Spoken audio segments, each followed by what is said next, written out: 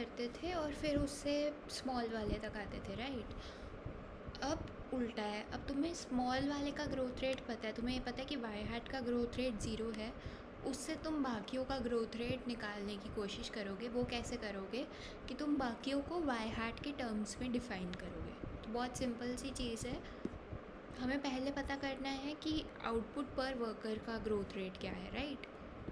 तो क्या चीज़ है वो, y/n है। अब हमें ग्रोथ रेट पता है y हैट का, उसके रिलेशन बिठाना है y/n से। तो बहुत सिंपल है, y हैट क्या होता है, y/an के बराबर होता है। y/an को अगर तुम a से मल्टीप्लाई करा दो तो तुम्हें मिल जाएगा y/n, है ना।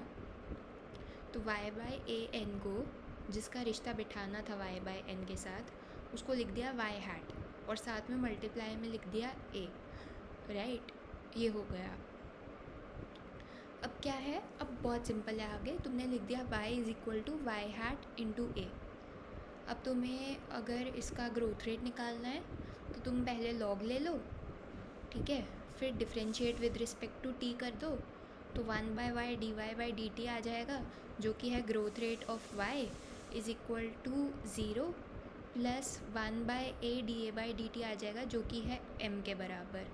तो तुम्हारे पास आ जाएगा कि ग्रोथ रेट ऑफ y यानी कि growth rate of output per person is equal to m, right. ये आ गया तुम्हारे पास। यहाँ पर भी यही था, यहाँ per capita income grows at the rate m, but ये तुमने कैसे किया है, ये तुमने कॉन्टिन्यूअस वाले मेथड से किया है। यहाँ ये पूरा मॉडल डिस्क्रीट वाला चल रहा था, उसके हिसाब से तुम कैसे कर सकते हो, बहुत सिंपल है। सी कॉन्टिन्यूअस वाले में तुम हमेशा क्या करोगे, तुम ग्रोथ रेट निकालोगे ऐसे लॉग लेके और फिर differentiate with respect to time करके। यहाँ पर तुम्हें क्या करना होगा, यहाँ पर तुम्हें t+1 का रिलेशन बनाना पड़ेगा t वालों के साथ, ठीक है, क्योंकि उसी से तुम देखोगे ना कि अच्छा y t+1 is equal to Y T into 1+m, तो मतलब कि y जो है वो m के रेट पे ग्रो कर रहा है, ये रिलेशन तुम्हें बिठाना पड़ेगा। तो अब क्या किया हमने, हमें देखना है y/n का ग्रोथ रेट, राइट। तो हमने लिखा y/n और दोनों t+1 पीरियड के हैं, ठीक है। अब अगेन सेम लॉजिक, हमें इसका रिलेशन बिठाना पड़ेगा y हैट के साथ, ठीक है, क्योंकि उसका ग्रोथ रेट पता है। वो क्या है, वो है basically yt+1 upon at+1 into nt+1, है ना। इसको साथ में at+1 से मल्टीप्लाई करा दिया ताकि हमें लेफ़्ट साइड वाली चीज़ मिले, but at the same time ये y हैट के टर्म्स में भी कन्वर्ट हो जाए, ठीक है। अब हमें पता है स्टेडी स्टेट में क्या होता है, स्टेडी स्टेट में ये होता है कि yt+1 upon at+1 into nt+1 is equal to हो जाता है yt upon at into nt के, है ना। यही हमने बात की ना कि स्टेडी स्टेट पे क्या हो रहा है, वाई हैट t+1 और वाई हैट t एक बराबर है, क्योंकि ग्रोथ नहीं हो रही है वाई हैट में स्टेडी स्टेट में। तो उसका मतलब यही हुआ कि yt+1 upon at+1 nt+1 is equal to yt upon at nt, right. Multiply कर रखा है इसको at+1 के साथ एज इट इज़, ठीक है। अब बहुत सिंपल बन गया है। अब बस तुम्हें क्या करना था, तुम्हें yt+1 अपॉन nt+1 का रिलेशन बनाता था yt अपॉन nt के साथ में, है ना। मतलब इसका अगले पीरियड वाली वैल्यू का रिलेशन बनाना था पिछले पीरियड वाली वैल्यू के साथ में।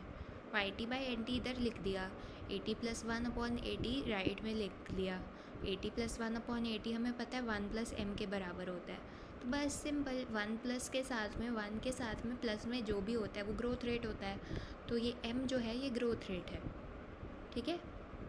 y/n ग्रो कर रहा है at the rate of m, ठीक है।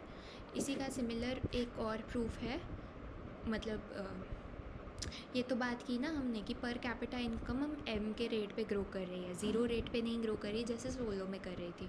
अब एग्रीगेट इनकम जो है वो m+n के रेट में ग्रो कर रही है, ठीक है। तो वो भी देख लेते हैं वो कैसे होगा, एक सेकेंड। तो लेट मी जस्ट सी, एक सेकेंड। एग्रीगेट इनकम m+n के रेट में ग्रो कर रही है, राइट। हाँ, इसका भी मेरे पास प्रूफ है। एक सेकेंड, लेट मी जस्ट उसको बंद कर दूँ। ये रहा।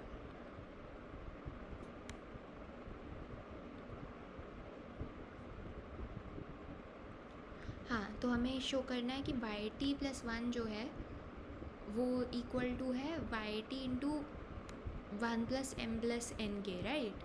क्योंकि हमें दिखाना है कि ये है ग्रोथ रेट। अगेन साथ में एक एम एन आ रहा है मल्टीप्लाई में, इग्नोर करो क्योंकि ये बहुत ही स्मॉल होगा, राइट? तो इसका कुछ उतना ज़्यादा इफेक्ट नहीं पड़ता।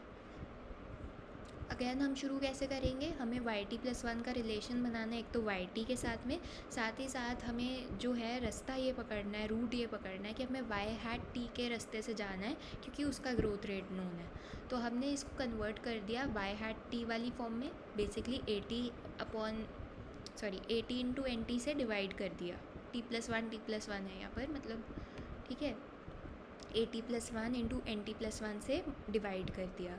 अब डिवाइड किया ही था तो मल्टीप्लाई भी करना पड़ेगा क्योंकि लेफ़्ट साइड वाला सेम ही चीज़ चाहिए हमें, है ना?